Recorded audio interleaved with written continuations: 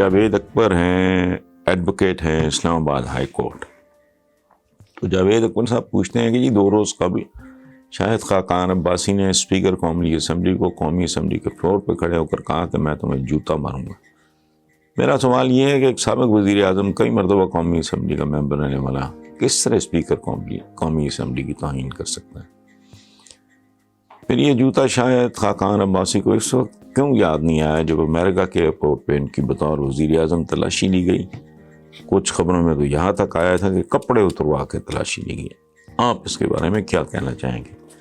میں اس کے بارے میں جاوید اکبر صاحب وہی کہنا چاہوں گا جو آپ کہہ چکے ہیں. ہمارے ہاں کہتے ہیں کہ سیاست کے سینے میں دل نہیں ہوتا ہے. ہمارے ہاں نہیں، یہ محاورہ ہے. ہارٹ لیس ہوتی ہے پالیٹکس، چونکہ یہ بیسیکلی پاور پلے ہے اور ہمارے یہاں یہ بہت ہی کروڈ فارم میں.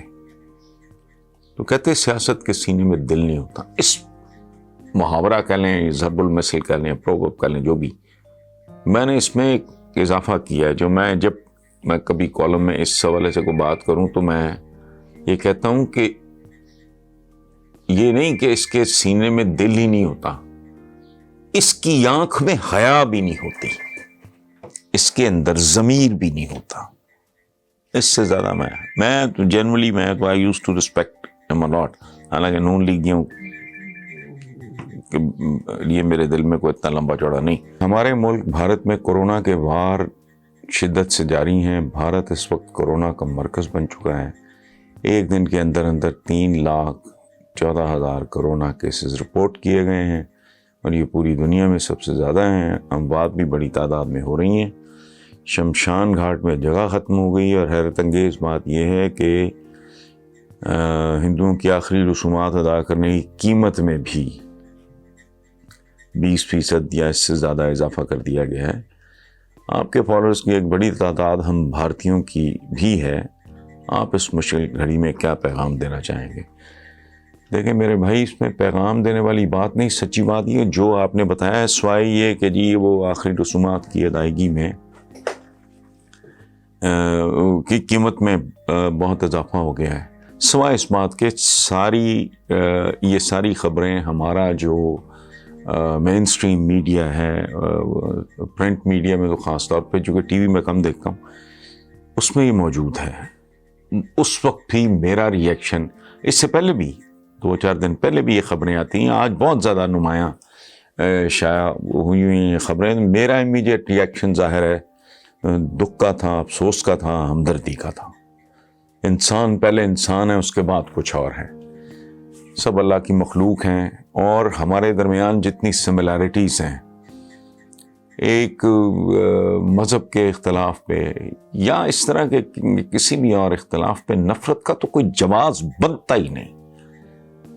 کوئی یا تو اللہ پاک نے کوئی تفریق کی ہو، اسی طرح دل ہے، اسی طرح لیور ہے، اسی طرح کڈنیز ہیں، اسی طرح وہ آنتوں کا سارا جی اتنی میل لمبائی ہے، اگر ان کو سیدھا کر دو، اسی طرح بلڈ کے گروپس ہیں، وہی ہندوؤں میں، وہی عیسائیوں میں، وہی سکھوں میں، وہی مسلمانوں میں. تو خدا کی پناہ ہے، یہ ایک مائنڈ سیٹ ہے، پتہ نہیں کس طرح کا ہے، میری سمجھ سے باہر ہے. تو سوائے اور دلچسپ اتفاق ہے کہ یہ میرے کچھ وزٹرز نے بھی یہ بات کی، اس میں بھی افسوس کا اور دکھ کا ایلیمنٹ زیادہ تھا. تو اس لیے اس پہ تو کوئی پیغام تو سوائے اس کے کہ آپ کے بھگوان ہمارے اللہ کرم کریں اپنی اس مخلوق پہ جو ہمارے رب العالمین کو بہت عزیز ہے. کہتے ہیں کہ 70 ماؤں جتنی محبت کرتا ہے. اور ہمارے ایک صوفی شاعر کا وہ سن لیں، رام رحیم تے مولا کی گل سمجھ لئی تے رولا کی. میرا تو میں یہاں تک سوچتا ہوں، میں نے یہ کسی کتاب میں نہیں پڑھا، میری اپنی فیلنگ ہے کہ جب ہومو سیپینز کروڑوں سال پہلے جب یہ انہوں نے سورج کی پوجا شروع کی، جب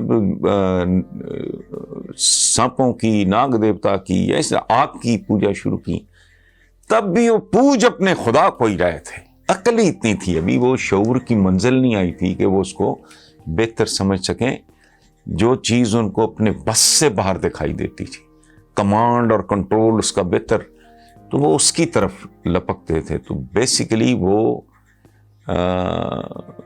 وہ دراصل خدا کی ہی، اللہ پاک کی ہی تلاش تھی.